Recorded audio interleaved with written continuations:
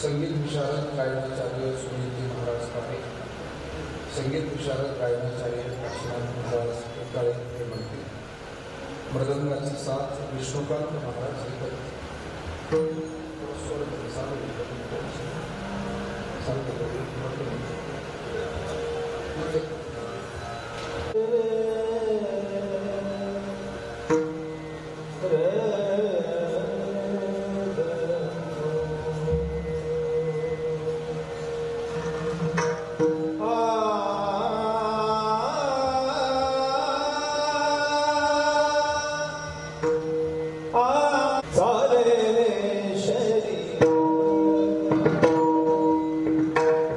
Bye.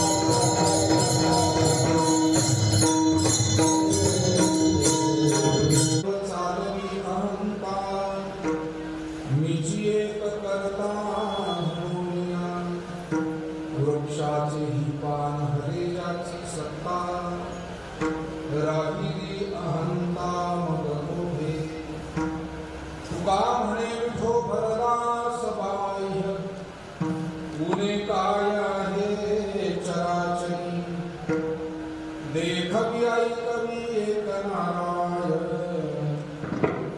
तयाचे भजन चुको नको महायोग पीठे तपी विमर्था वरम कुंडलिकाय दामुनिलये समागत तिष्ठन्तमानन्दकन्दं परब्रह्मलिङ्गं भजे पाण्डुरङ्गम् अलङ्कारप्रियं सिंहासनस्थं पदाम्भोजतेजस्फुरद्दिग्प्रदेशं विधीन्द्रादिदेवैः सदा स्तुत्यं समाधिस्थं मुक्तिं भजे ज्ञानदेवं नमो सद्गुरुकृपया ज्ञानदीपा नमो सद्गुरु सच्चिदानन्दरूपा नमो सद्गुरु भक्तकल्याणमूर्ति नमो सद्गुरु भास्करा पूर्णकीर्ति तपोज्ञान वैराग्य भक्ति स्वरूपं सदानन्दं साधु संन्यासयोगं मुखे यस्य वेदान्तशास्त्रार्थनीतिं नमो नारायणीं ब्रह्मस्वरूपं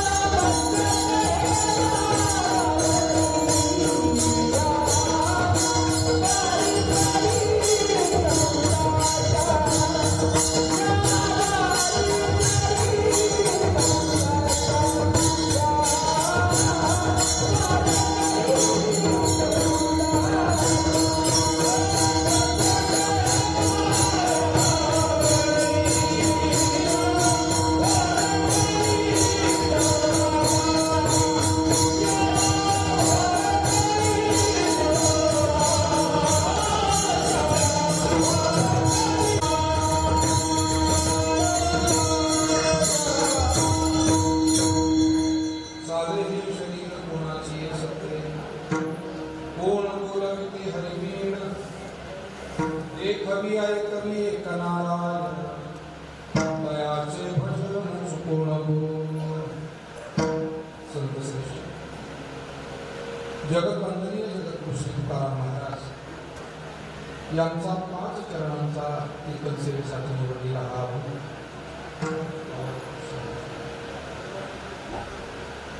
या भंगद्वारा जगद्गुरु तुकाराम महाराज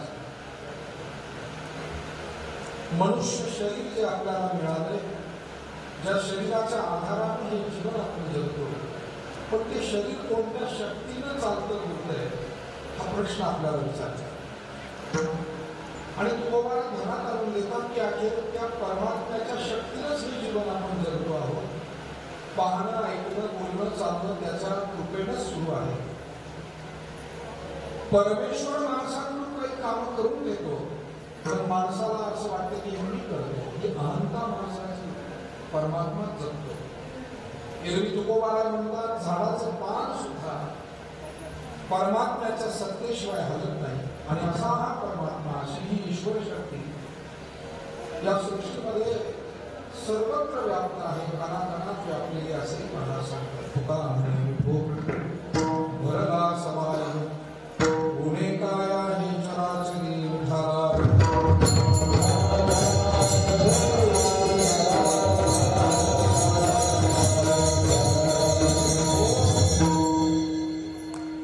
अभंगातील 5 चरणांचा आजच्या कार्यक्रमाच्या अनुषंगाने गुणशुद्ध परिहार देणे आवश्यक आहे. कदम पाटील परिवार, राहुल, जिल्हा अहिल्यानगर या परिवारातील कैलासवासी त्र्यंबकराव गौजीनाथ पाटील कदम यांना आपल्यातून जाऊन 1 वर्ष पूर्ण झाले. आज त्यांचं प्रथम पुण्यस्मरण वर्ष श्राद्ध आपल्या सर्वांच्या उपस्थितीमध्ये साजरं केलं जातं. दुःखांकित असलेला सर्व परिवार, त्यामध्ये कैलासवासी त्र्यंबकराव पाटील कदम यांना तोलापुराची साथ देणाऱ्या त्यांच्या धर्मपत्नी श्रीमती कांताबाई त्र्यंबकराव कदम, त्यांचे बंधू गोविंदराव गौजीनाथ पाटील कदम, केशवराव गौजीनाथ पाटील कदम, त्यांची मुलं श्री प्रवीण त्र्यंबकराव कदम, श्री सतीश त्र्यंबकराव कदम, पुतणे दत्तात्रय गोविंदराव कदम, निकेतन केशवराव कदम, अशोकराव गोविंदराव कदम, मुलगी सौ संगीताताई बाळासाहेब गव्हाणे या परिवाराचे सर्व अपेक्षामय पाहुणे, विशेष करून श्रीमती कांताबाई त्र्यंबकराव कदम यांचे बंधू आणि कैलासवासी त्र्यंबकराव पाटील कदम यांचे मेहुणे, या परिवाराचे मार्गदर्शक सन्माननीय नामदेवराव रावसाहेबजी शिंदे सर, तात्यासाहेब रावसाहेबजी शिंदे सर, त्यांचा संपूर्ण शिंदे पाटील परिवार, सुरेगाव गंगा तालुका निवासा, या निमित्तानं ज्यांनी सुंदर गायनानं आपल्या कीर्तनाचा प्रारंभ करून दिला ते गायनाचार्य सुनीलजी महाराज पारे, काशीनाथ महाराज टेकाडे, बाळासाहेब महाराज पवार, ऋषिकेश महाराज शेटे, कार्यक्रमाला आवर्जून उपस्थित आमचे गुरुबंधू सहकारी अण्णासाहेब महाराज डोंडे, अण्णासाहेब महाराज दादरे, भजनी मंडळातील आमचे स्नेही जुने सहकारी दत्तू पाटील आढाव, आमच्या दोन्ही भजनी मंडळाचे ज्येष्ठ मार्गदर्शक, वरदविनायक सेवाधाम परिवारातील ज्येष्ठ मार्गदर्शक आदरणीय निवृत्त प्राचार्य निंबाळकर सर, या निमित्तानं आपल्या संपूर्ण नारायणगिरी महाराज आश्रमाचे सर्व विद्यार्थी, परिसरातील सर्व ज्येष्ठ भजनी मंडळी, पुणेकरी, आमचे चोपदार बंधू मृदंगाचार्य विष्णुकांत महाराज, आज खरं तर कैलासवासी त्र्यंबक पाटील यांना आदरांजली वाहण्यासाठी राहुरी आणि परिसरातून दुरून आलेली सर्व पाहुणे मंडळी, आपले सन्माननीय प्रभाकर नाना मसे, सन्माननीय शिवाजीराव मसे पाटील, सन्माननीय तनपुरे पाटील, सन्माननीय गागरे साहेब, मच्छिंद्र पाटील मसे, डोकणे भाऊसाहेब, अशोकराव पाटील खराब, सन्माननीय जगले पाटील, नाना पाटील मसे, या निमित्तानं आवर्जून उपस्थित या परिवारातील सर्व काही पाहुणे मंडळी, आदरणीय वारुळे सर, मला वाटतं भेटून गेले,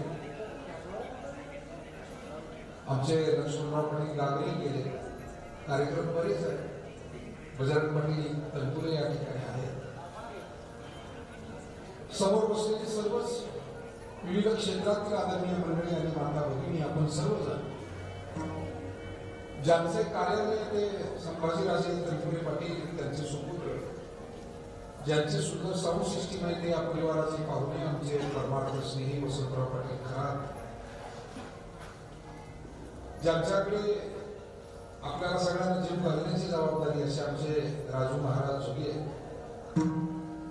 आपण सर्वजण उपस्थित आहात आणि सर्वजण मिळून कैलासवासी त्र्यंबकराव गौजीनाथ पाटील कदम यांना ही आदरांजली श्रद्धांजली अर्पण करतो आहोत. आपल्या राहुरीतील या परिसरातील एक आदर्श शेतकरी परिवार म्हणजे हा कदम पाटील परिवार, आणि आपलं कर्तव्य कर्म पूर्ण करत करत या परिवाराच्या प्रती, परिसराच्या प्रती एक चांगल्या भावनेनं ज्यांनी जीवन व्यतीत केलं,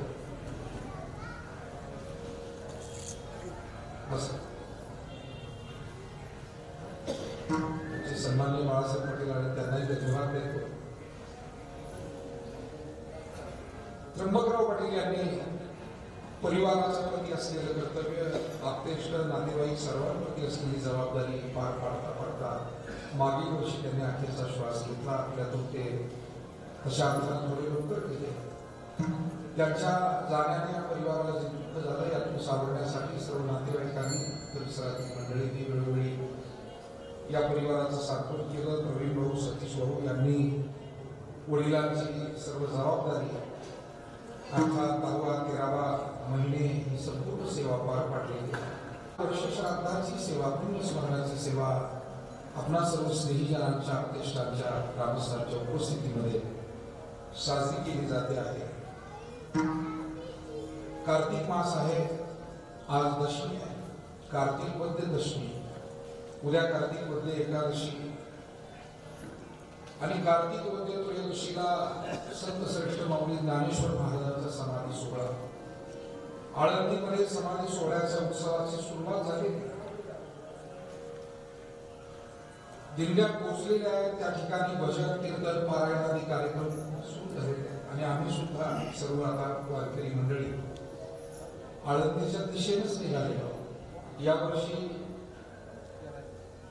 सन्माननीय प्रवीण भाऊ आणि सतीश भाऊ यांचे मामा श्रीमती कांताबाईंचे बंधू नामदेवराव शिंदे सरांच्या आग्रहाखातर, कदम पटेल परिवाराच्या प्रेमाखातर एक दिवस उशिरा आम्ही वारी असं 9वीला जाणं असतं दरवर्षी. दशमीपासून सगळे कार्यक्रम असतात. पण आज दशमीला आता दुपारी निघून सायंकाळपर्यंत पोहोचायचं. कार्तिक महिना आहे. माऊलींच्या समाधी सोहळ्याचा कालावधी काल परवाच्यालाच भैरवनाथांची अष्टमी होती. काल भैरव अष्टमी असा पवित्र कालखंड आहे. या कालावधीमध्ये त्यांचं पुण्यस्मरण हा सुद्धा एक महत्वाचा योग आहे असंही आपल्याला. मानवी जीवनामध्ये प्रत्येकाला आलेल्याला जावं लागतं. पण काही जबाबदाऱ्या पार पाडून माणूस गेला की ते जीवन कृतार्थ झालं असं आपल्याला म्हणता येतं. आणि त्या जबाबदाऱ्या काय तर प्रत्येक व्यक्तीवर असलेली कौटुंबिक जबाबदारी, सामाजिक जबाबदारी, धार्मिक जबाबदारी, या सर्व जबाबदारीचं भान घेऊन आपण जीवन व्यतीत केलं की जीवन हे कारणी लागलं, कृतार्थ झालं असं म्हणता येतं.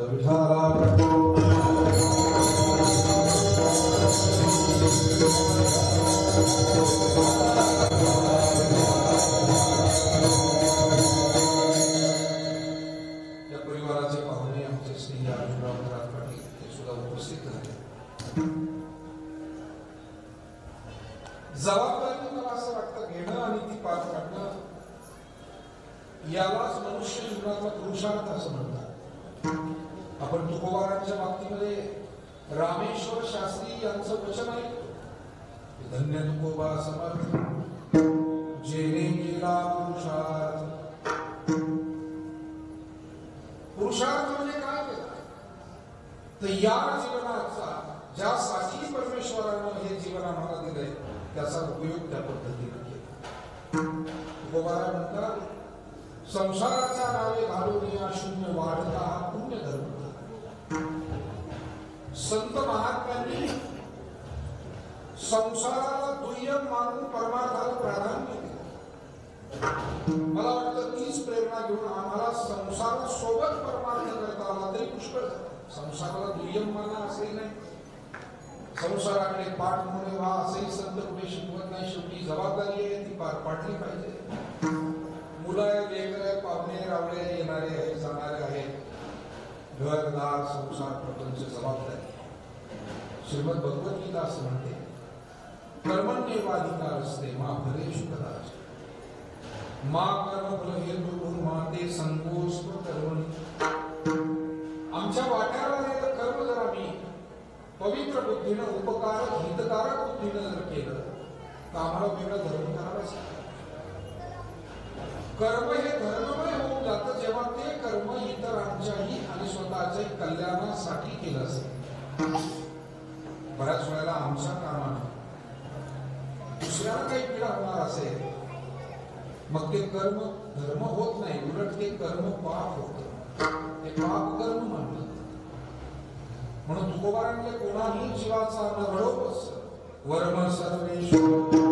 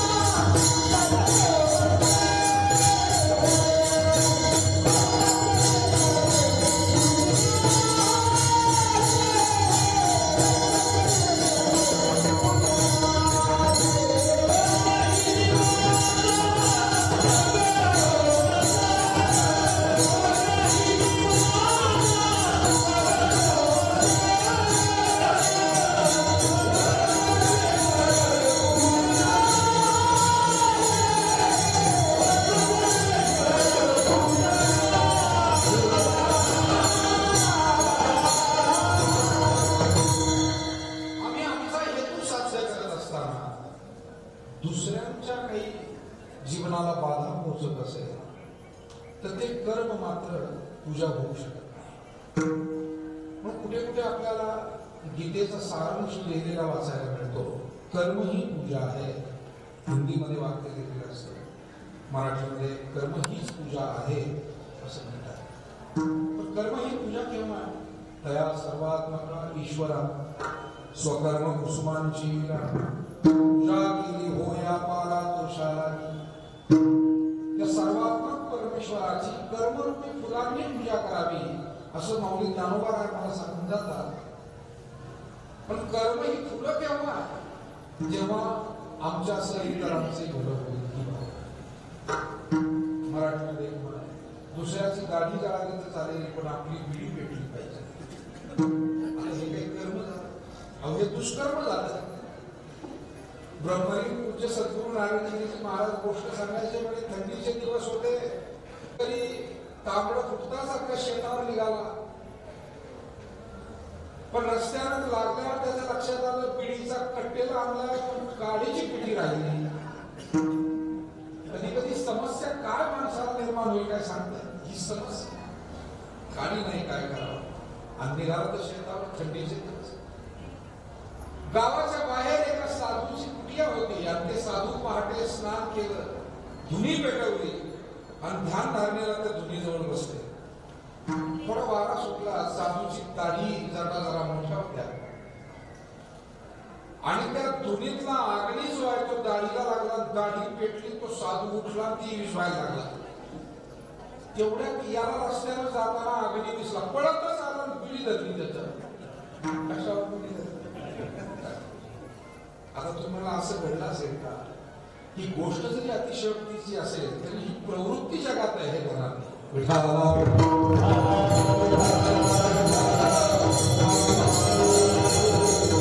आपला स्वार्थ साधताना कधी कधी सख्या नात्याचा विचार करत नाही, मग समाजाचा विचार कोण करतो? जगामध्ये आज अशा किती घटना दुर्दैवाने घडतात. अर्थात सर्वत्र घडतात असं मी म्हणणार नाही. संवेदनशील मनाची, सेवा भावनेची आपल्यासारखी माणसं जगामध्ये अजून आहे. चांगले परिवार आहे की आपल्यासह सर्वांचं भलं होईल यासाठी कष्ट घेतात, श्रम घेतात. पुण्य परोपकार पापते परपीडा आणि गणाही जोडा दुजायास या भावनेला वागतात. आणि आम्हाला आमच्या वाट्याला आलेलं कर्म जे आहे ते कर्म इतरांच्याही हिताचं कसं होईल. जशी गंगा वाहते आणि समुद्राला जाऊन मिळते, समुद्राला जाऊन मिळणं हे गंगेचं ध्येय आहे, हे तिचं व्यक्तिगत काम आहे. पण आपलं व्यक्तिगत काम करता करता गंगा काय करते? का पीडित पाप ताप ओखी तिरीचे पादप समुद्रा जाय आप गंगेचे जैसे तैसे प्रती अनेकांची सुख उन्नती अनेक स्वार्थी प्रवेशिते. माऊली ज्ञानोबा ज्ञानेश्वरीमध्ये केवढं महत्वपूर्ण मार्गदर्शन करतात. माऊली म्हणाले, गंगा वाहते पण जाता जाता पोखीत तिरीचे पाद. पाण्यामध्ये ज्याचे पाय, म्हणून त्या वनस्पतींना झाडांना नाव दिलं माऊलींनी पाद. आप म्हणजे पाणी, पाद म्हणजे पाय. पाय ज्याचे पाण्याकडे असतात त्याला त्या झाडांना काय नाव दिलं? पर्यायी पाद. असे जे तीरावरची झाडं वृक्ष वेली आहे त्यांचं पोषण गंगा करते. स्नान करणाराचं पापताप नाहीच करते, अनेकांची तहान भागवते, परिसर सुपीक बनवते.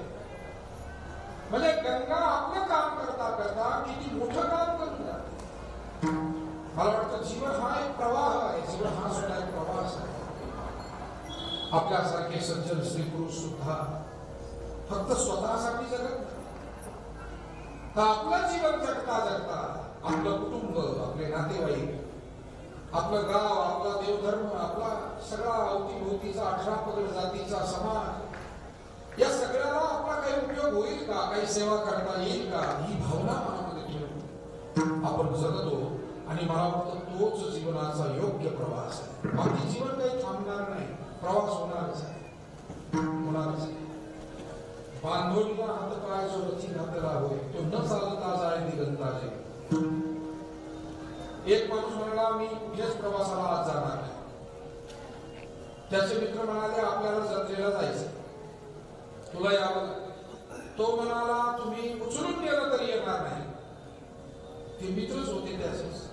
ते असे हट्टी, त्यांनी बांधले याचे पाय हात आणि टाकला बैलगाडीमध्ये. पूर्वीचा काळ बैलगाडीचा प्रवास.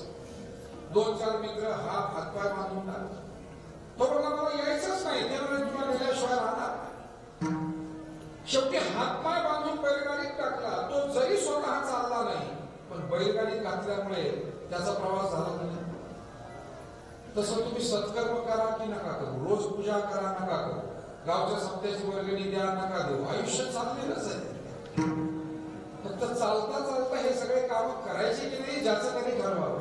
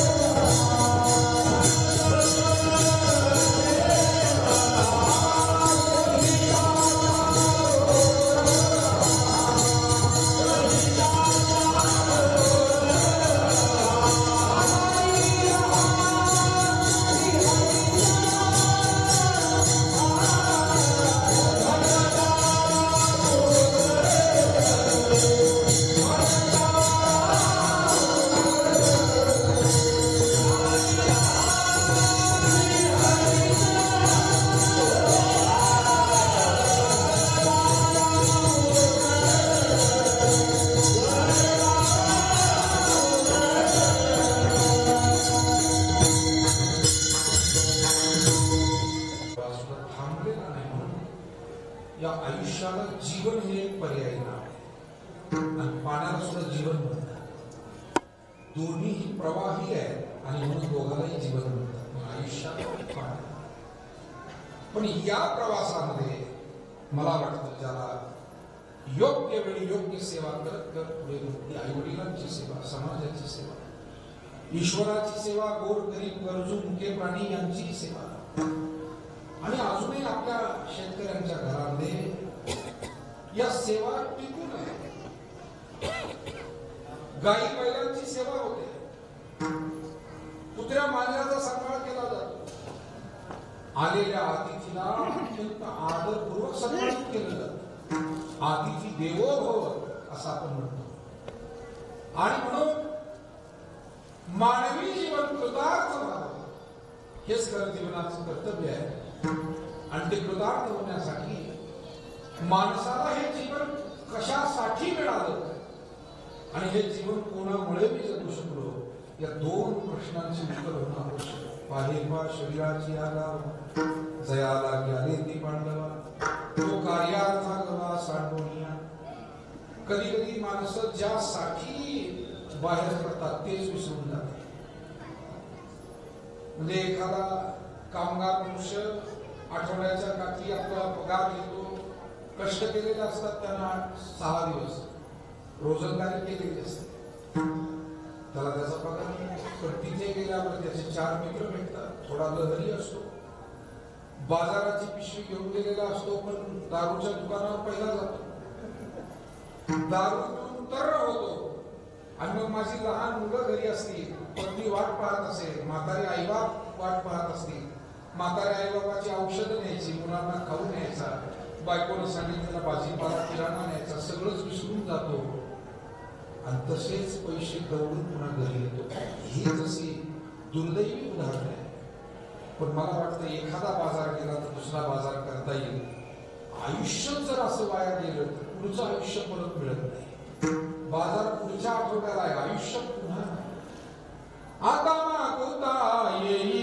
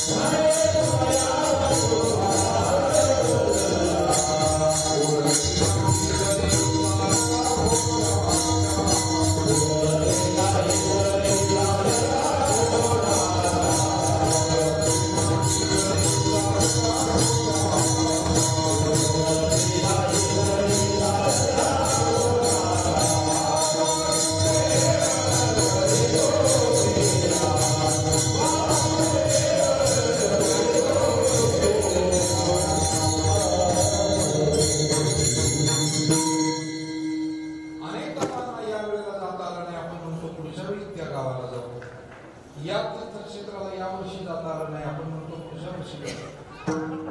पण तुकाराम महाराजांचे बंधू कान्होबा महाराजांचा हा अभंग आहे की ध्यानात आणून देतात की आता मागुता येईल फेरा आणि हे तो नगडे या नगर.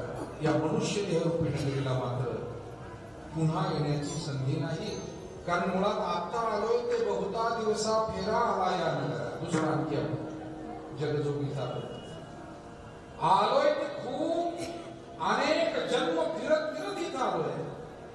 म्हणून मला असं वाटतं मौल्यवान वस्तू, मौल्यवान वेळ, मौल्यवान संधी वाया घालवू नये. हे शहाणी माणसं जगतात आयुष्यात. आता मला सांगा, मौल्यवान वस्तू आपण वाया जाऊ देतो. घरामध्ये जर काही किमती वस्तू असेल तर जपून ठेवतो, योग्य उपयोगात आणतो, म्हणजे वाया जाऊ दे. आयुष्य इतकं मौल्यवान जगामध्ये काय? जमिनीचं मोल आहे, सोन्या नाण्याचं मोल आहे, अनेक गोष्टी मौल्यवान. पण आयुष्याची जर तुलना केली तर आयुष्य एवढं मौल्यवान जगामध्ये दुसरं काहीही नाही. कबीर महाराज एक श्वास में जाता है तीन लोक का मोल, गहना सो कह दिया अब क्या बताऊं ढोल.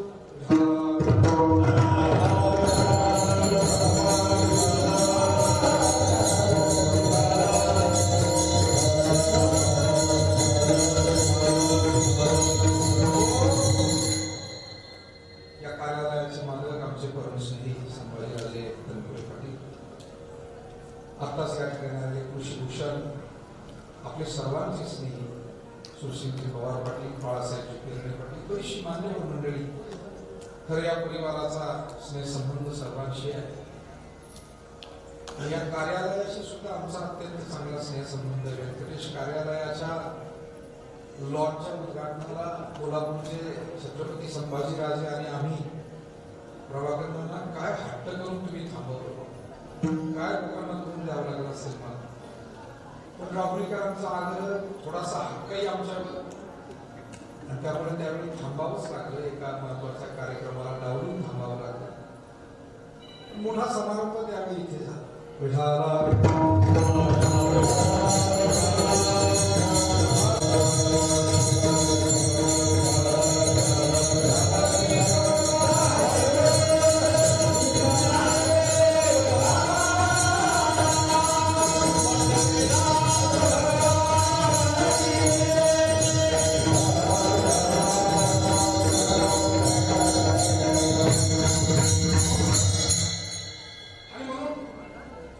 मनुष्य जीवना एवढं मौल्यवान या जगामध्ये दुसरं एक सेकंद जीवनातला संपला तर पुन्हा जर तो आणायचा म्हटलं तर या त्रैलोक्याची किंमत जरी दिली तरी ती पुढे होत नाही.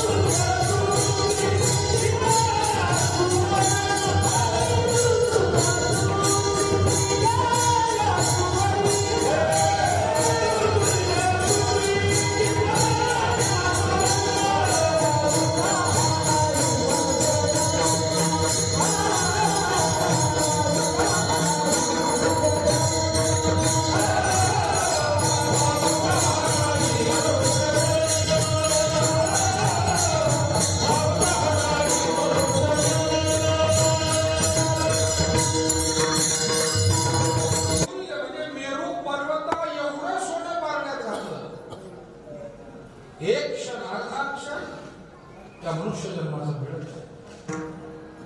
एका विद्वानानं एक छान वाक्य सांगितलं. म्हणाले, आपण खूप गोष्टींना किंमत देतो. श्रीमंतीची व्याख्या करताना आपण वेगवेगळ्या पद्धतीनं करत असतो कुटुंबांची. तर त्याने सांगितलं की आपल्या शरीरामध्ये चालू असलेला श्वास ही सगळ्यात मोठी श्रीमंती आहे. हा श्वास थांबला म्हणजे मग बाकी श्रीमंतीचं काय करायचं? हे शरीर तरी मग उपयोगाचं राहते. मिट्टी से मिट्टी मिलाना है. आणि मानवी जीवन समजून घेण्यासाठी, उदार्थ करण्यासाठी आपल्याला हे जीवन कशासाठी मिळालं. तर संसार प्रपंचाची जबाबदारी पार पाडता पाडता या जीवनामध्ये मोक्ष प्राप्ती करावी, ईश्वराला जाणून घ्यावं यासाठी हे जीवन ज्याने हे केलंय, करता करण्याचा जो आहे त्याला समजून घेण्याचा प्रयत्न या मनुष्य जीवनामध्ये करा. मनुष्य देहीचा हाची स्वार्थ जे साधावा चतुर्था पुरुषार्थ. आणि ज्यानं हे निर्माण केलं त्याची ओळख मला असं वाटतं कृतज्ञता हा एक महत्वाचा पूर्ण मानवी समुदायामध्ये आहे. सज्जन स्त्री पुरुषांनी अजूनही तो जपलेला आहे. तरुण पिढीमध्ये सुद्धा अनेक सात्विक मुलांनी सुनांनी तो जपलेला आहे. जाणीव आहे वडीलधाऱ्या माणसांची, जाणीव आहे आपल्या धर्मग्रंथांची, जाणीव आहे ईश्वराच्या भक्तीची. अशी मंडळी अजून पुष्कळ सगळी आहे. मग ज्यानं आपण साधं आपल्यासाठी ज्यांनी कष्ट घेतले त्याची जाणीव ठेवतो, परमेश्वराची जाणीव ठेवू नये का? त्याला विसरून जावं का? पण दुर्दैव कधी कधी असं असतं की माणसाला विसर पडून जातो आणि विसरली तया थोड झाली हानी सुखते लखानी पचते लखानी 84. विसर पडला की मग हानी होते. विसरू नये मायबापांना, उपकारकर्त्यांना, योगदानदात्यांना आपण त्याचं स्मरण ठेवावं, त्याविषयीचा आदर आपल्या अंतःकरणामध्ये ठेवावा. परमेश्वरानं तर आम्हाला जन्माला टाकलंय, सुंदर हा देह दिला, इंद्रिय दिली, जगण्याची संधी दिली, पण लोक मानायला तयार नाही. मग तुकोबारायांनी प्रश्नच केला लोकांना. काही नास्तिक लोक, आपल्यासारखे आस्तिक लोक मानतातही, पण नास्तिक लोक आजही म्हणतात कशाचा देव, कशाचा धर्म, कशाला पाप म्हणतात, कशाचं पुण्य. जुनी आमची वाडवळी कीर्तनकार मंडळी म्हणायची नास्तिकाच्या दृष्टीनं पाप म्हणजे धमकी आणि पुण्य म्हणजे भूलथा. जुन्या वाडवळी माणसांचं वाक्य मी आपल्याला सांगतो कीर्तनकाराचं. नास्तिक लोकांना काय वाटतं? पुण्य म्हणजे भूलथा आणि पाप म्हणजे पाप वगैरे काही नसतंच म्हणतात, पण उगी धमक्या देतात ते धार्मिक लोक. आणि धमकी देऊन काय करायचं आहे का वास्तव? तेव्हा अशा प्रवृत्तीला समजावून सांगण्यासाठी जगद्गुरु तुकाराम महाराज जगासमोर प्रश्न ठेवतात की बाबांनो, जर या जगामध्ये देव नाही आहे तुम्ही म्हणता, देव तुम्हाला पटत नाही, देव तुम्ही पाहिला नाही, तुम्ही अनुभवला नाही, मान्य आहे, पण तुम्हाला शरीर तर मिळालं. हो, शरीर मिळालंय. या शरीराविषयी तुम्हाला आपुलकी हो आहे. मग महाराज म्हणले माझ्या एका प्रश्नाचं उत्तर द्या. मिळालेलं हे शरीर कोणत्या सत्तेनं, कोणत्या ऊर्जेनं, कोणत्या शक्तीला कार्यान्वित आहे? अभंगाचं पहिलं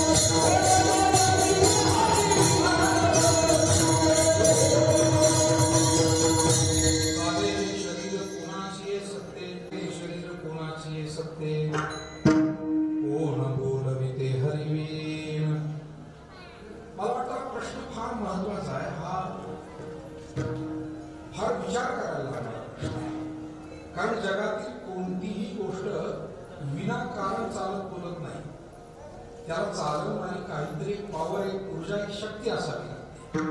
आपल्या घरामध्ये यंत्र आहे, आता घर यांत्रिक झालेले आहे, काही वेळेला मांत्रिक सुद्धा असतं, पण यांत्रिकीकरण झालेलं आहे आधुनिक या सगळ्या विज्ञान युगामध्ये. त्याच्यामुळे मसाला वाटायला यंत्र आहे, पाणी तापवायला यंत्र आहे. आता काही दिवसांनी खाल्लेलं पचवायला सुद्धा एखादं यंत्र जोडलं, काही त्रासच नको माणसाला. असं काही हरकत नाही, धावतं युग आहे, यंत्राचाही लाभ घ्यावा. पण ही यंत्र विजेशिवाय चालतात कसं? वीज जर नसेल, त्याला चालवणारी पॉवर नसेल, तर ती यंत्र काही कामाची नाही. ते फ्रीज चालणार नाही, ते मिक्सर चालणार नाही, टीव्ही चालणार नाही, फॅन चालणार नाही, काहीही चालणार. तसं हे शरीर पंचमहाभूतांचं आहे. या शरीरामध्ये पृथ्वीचा भाग मोठा आहे, त्यानंतर पाण्याचा भाग पुष्कळसा आहे, पृथ्वी आहे, पाणी आहे, अग्नी तत्व या शरीरामध्ये आहे, ऊर्जा आहे. म्हणून तर जिवंत तोपर्यंत गरम पण आहे आणि मृत्यू झाल्यानंतर शरीर गार लागते. अनुभवी माणसं एखाद्या वयस्कर किंवा जाणाऱ्या व्यक्तीच्या अंगाला स्पर्श केला की सांगतात बहुतेक आता हे गेले किंवा जाण्याची परिस्थिती आहे. कारण अंग थंड वाटू लागलं की ती परिस्थिती निर्माण झाली असं समजतं. मुळात आपण म्हणतो ना ताप आला, तर आपण साधारण ताप हा 100च्या पुढे गेला की मग ताप म्हणतो. पण ध्यानातल्या 100 पर्यंत नॉर्मल तापमान आहे या शरीराचं, 98 ते 100. पिढाला त्याच्या पुढे गेलं नॉर्मलच्या की मग आपण म्हणतो 103, 104, 105 वगैरे ताप आला. पण 100ला ताप आला असं म्हणतो आपण, कारण ते 100 मुळातच आहे, म्हणजे अग्नी तत्व आहे या शरीरात. अन्न पचवणारा सुद्धा एक अग्नी आहे. अहम वैश्वानरो भूत्वा प्राणिनाम देहमाश्रितः प्राणापान समायुक्त पचाम्यन्नं चतुर्विधम. म्हणून शरीरामध्ये पृथ्वीचं तत्व आहे, पाण्याचं तत्व आहे, अग्नीचं तत्व आहे, वायू तत्व आहे. आणि म्हणून आपण वात विकार जे म्हणतो ते वायूशी संबंधित आहे.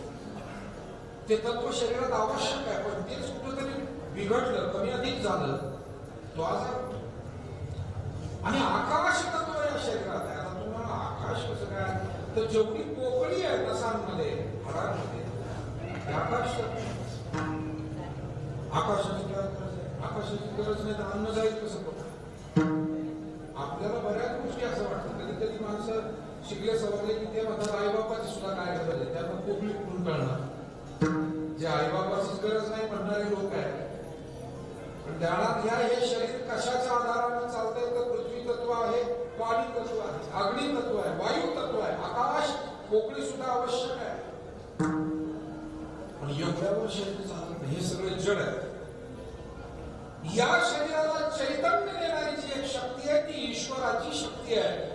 ममैवांशो जीवलोके जीवभूतः सनातनः मन षष्ठानि इंद्रियाणि प्रकृती स्थान करिष्यति. तरी सर्वांच्या हृदयदेशी मी अमुका आहे, जे बुद्धीस्फुरे मानसी देवस तुम्ही घाल.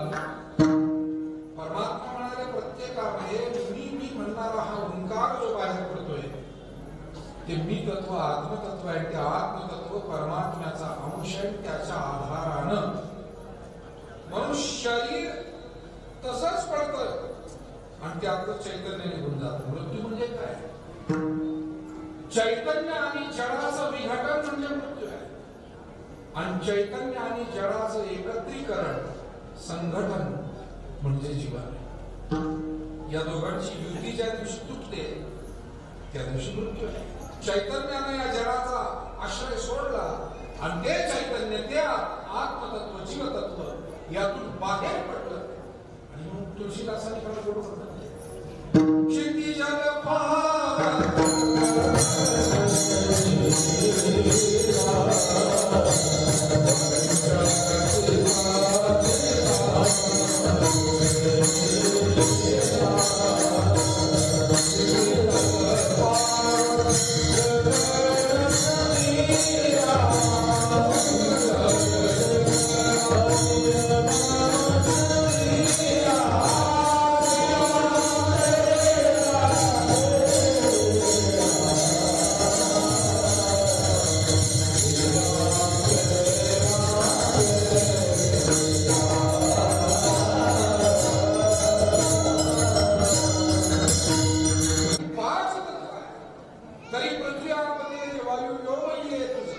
सांगितले तुझ महाभूते प्राणचे तैसी पाचा ही गाठी पडे जय देहाकार उघडे ते नाचवी चहूकडे अहंकार उगा विढाला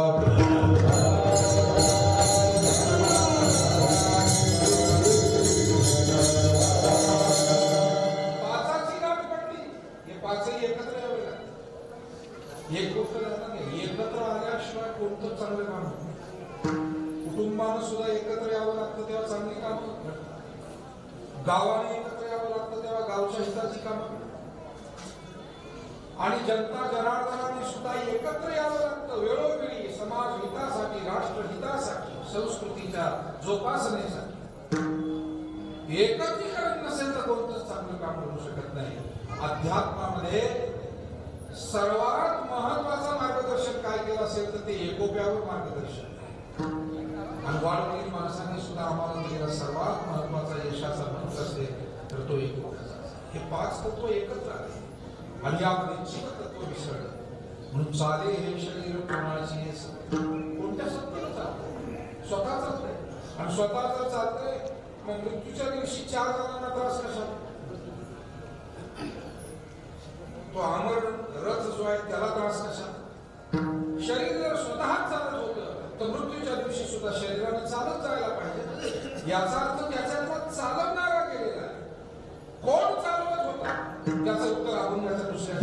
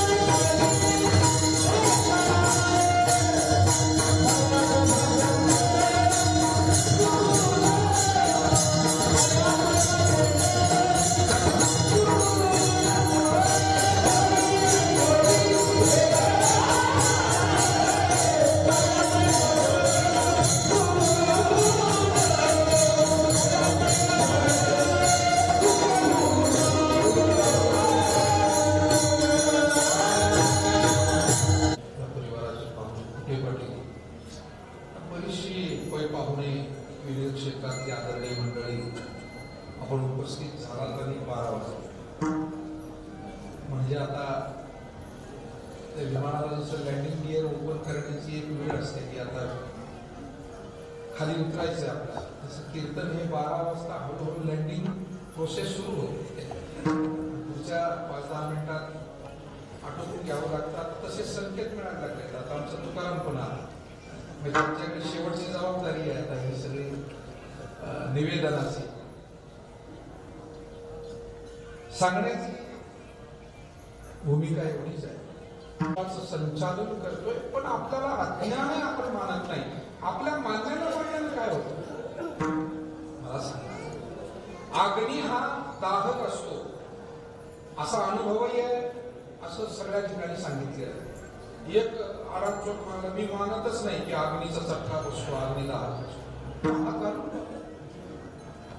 मान्य नाही. हा करून एक या तारेमधून वीज गेलेली आहे.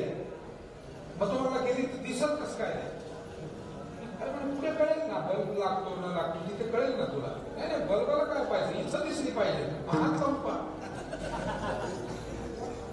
तेव्हा आडमुठी माणसं जरी किती आडमुठी वागत असतील तरी त्यांच्या म्हणण्यानं काही गोष्टी बदलत नसतात. हे पारावरच्या गप्पा पुरतं ठीक असते, एकमेकाला गप्प करायला माणसं बोलत राहतात. एकदा काय झालं, जंगलामध्ये सभा भरली आणि सभा होती घुबडांची. त्या घुबडांच्या सभेमध्ये विषय निघाला म्हणे सूर्य नाही. सगळ्या घुबडांनी एक मतानं सांगितलं बरोबर आहे, सूर्य नाहीच. आता पशु पक्ष्यांच्या काही मर्यादा आहेत, त्यात घुबड या पक्षाची मर्यादा अशी आहे की त्याला दिवसा दिसत नाही, रात्री दिसत. ज्याच्या त्याच्या पद्धती असतात. कोणाला रात सोयीची असते, कोणाला दिवस.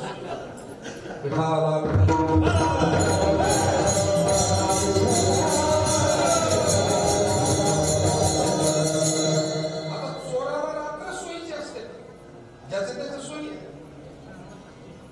घुबडाला रात्री दिसत, दिवसा दिसत नाही. का दिवसा पुरतील डोळे घुबडाच्या ज्ञानेश्वरी मध्ये. सगळे घुबड होते, त्यांनी कधी सूर्य पाहिलेलाच नव्हता, कारण मर्यादा होती त्यांना स्वतःलाच ती.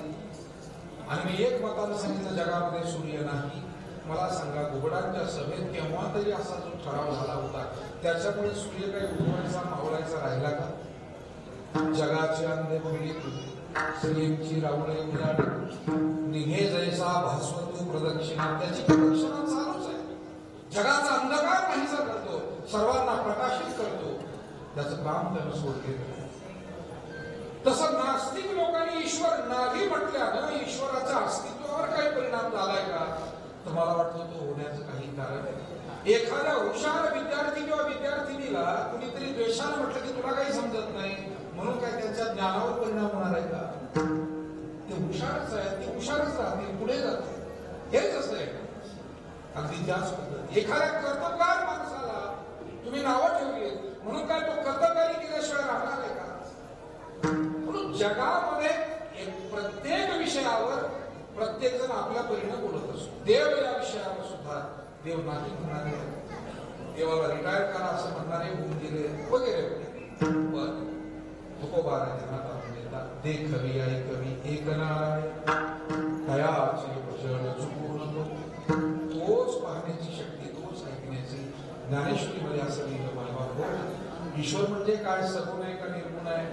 राम कृष्ण पांडुरंग शिव गणेश देवी कोणत्या रूपात नेमका आहे? ज्ञानोबारांकडे या रूपात आहेच, पण मला आणखी ईश्वराची रूपं तुम्हाला सांगायची, त्याची शक्ती सांगायची. सांगा मग. जे मनाचे मन, नेत्राचे नयन, कानाचे कान, वाचेची वाचा, जे प्राणाचे प्राण, गतीचे चरण, क्रियेचे आणि करते पण जयाचे. आपण पाहिलं तर पाहिजे त्या ग्रंथाकडे.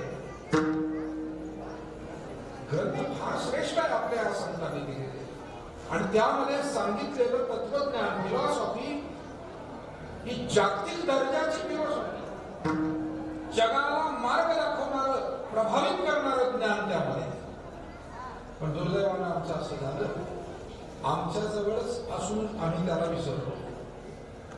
म्हणजे एका भिकाऱ्यानं आयुष्यभर पीक मागितलं, बिचाऱ्याचं त्याच जागेवर मंदिरापुढे तिथं मृत्यू झाला. गावच्या लोकांनी त्याचा अंत्यविधी केला. गावातली 4 माणसं म्हणाले, आणि बसत होता या जमिनीत काही ठेवलंच म्हणून खोदायला घेतलं. आता त्याचं फारसं काही नव्हतं, सापडलं नाही. पण 2 फूट 4 फूट 5 फूट खोदल्यानंतर त्या जागेमध्ये सोन्याचा हंडा सापडला. गावाचे लोक हळहळ करायला लागले, काय या भिकाऱ्याचं दुर्दैव म्हणायचं बिचाऱ्याचं. आयुष्यभर याच जागेवर बसून आल्या गेल्याकडे रुपया आठाने मागितले, पण तो जिथे बसला होता तिथे धन होतं, सोन्याचा हंडा होता, त्याला माहित नाही. त्याचं सोडून द्या, आपलं काय. कवी म्हणतात, संत म्हणतात, या जन्मावर या जगण्यावर शतदा प्रेम करावे. आणि आम्ही विनाकारण दुःख असताना दुःखी असावं यात काही हरकत नाही. पण दुःख नसताना सुद्धा माणसं दुःख ओढवून घेतात, आपल्या विचाराने दुःखी होतात, आपल्या स्वभावाने दुःखी होतात. याला काय करायचं? विठाला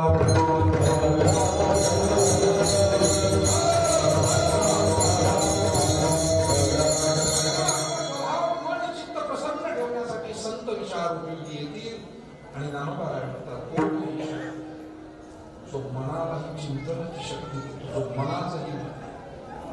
डोळे डोळा म्हणून दिसत नाही मायबाप, या डोळ्यांना पाहण्याची एक सूक्ष्म शक्ती आहे, ती परमात्मा आहे, तीच त्याची शक्ती तिथे आहे. म्हणून जो नेत्राचे नयन, कान नावाचं वरचं काही इंद्रिय म्हणून आपल्याला ऐकू येत नाही, याच्यात श्रवण शक्ती आहे, श्रवण यंत्र आहे, त्या यंत्रातही शक्ती आहे, पण ती कोणी दिली?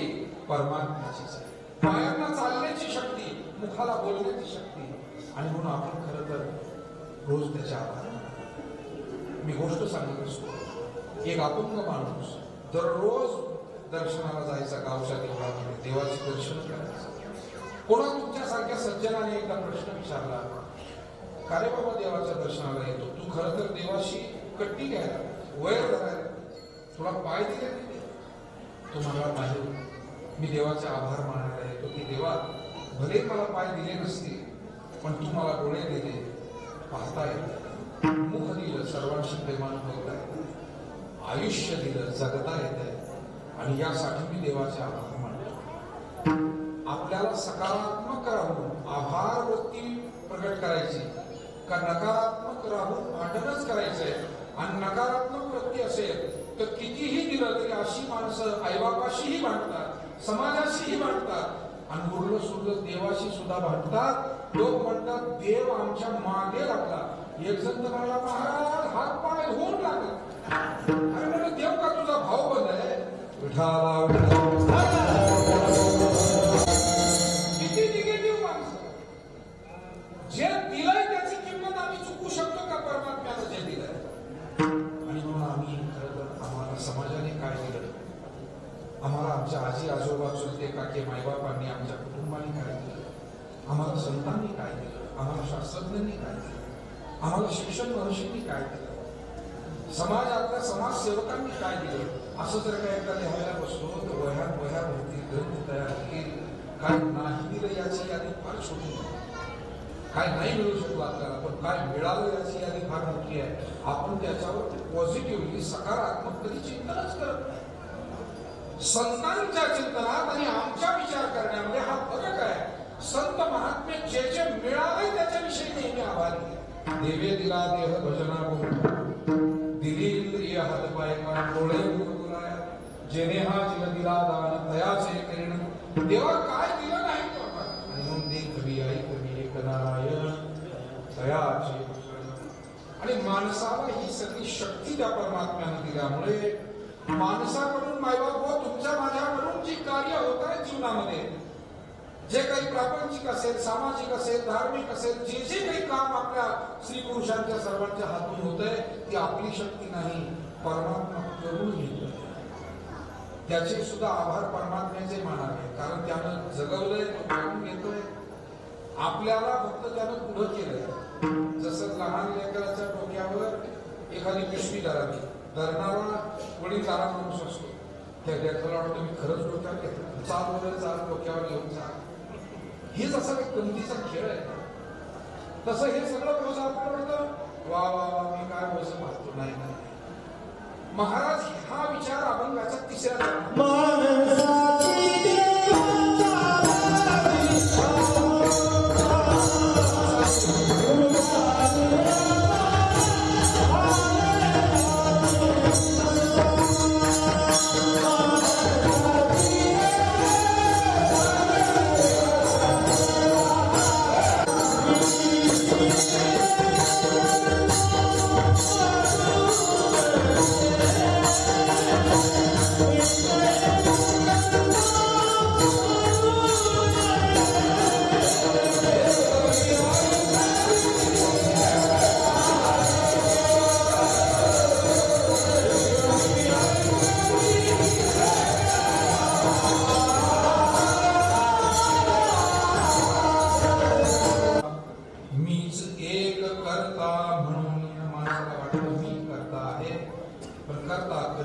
करून घेणारा शेवटी तो परमात्मा, त्याची शक्ती आहे.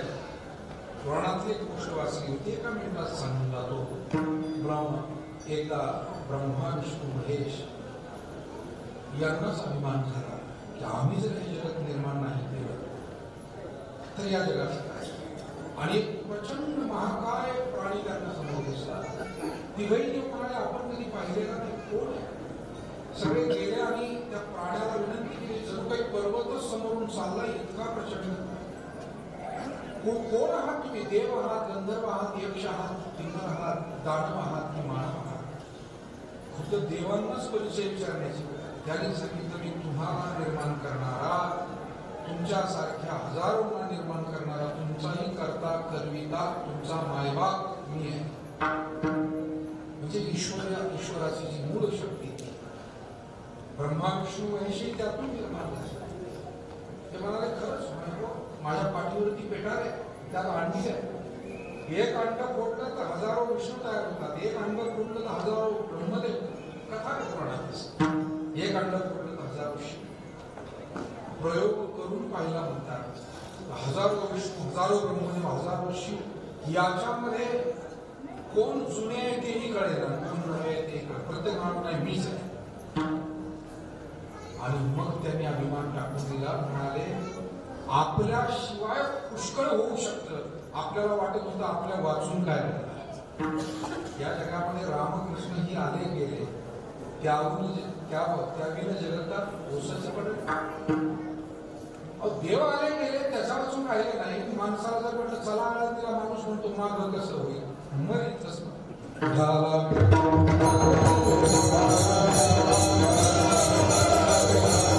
सत्तेशिवाय आलत नाही. अभंगाचं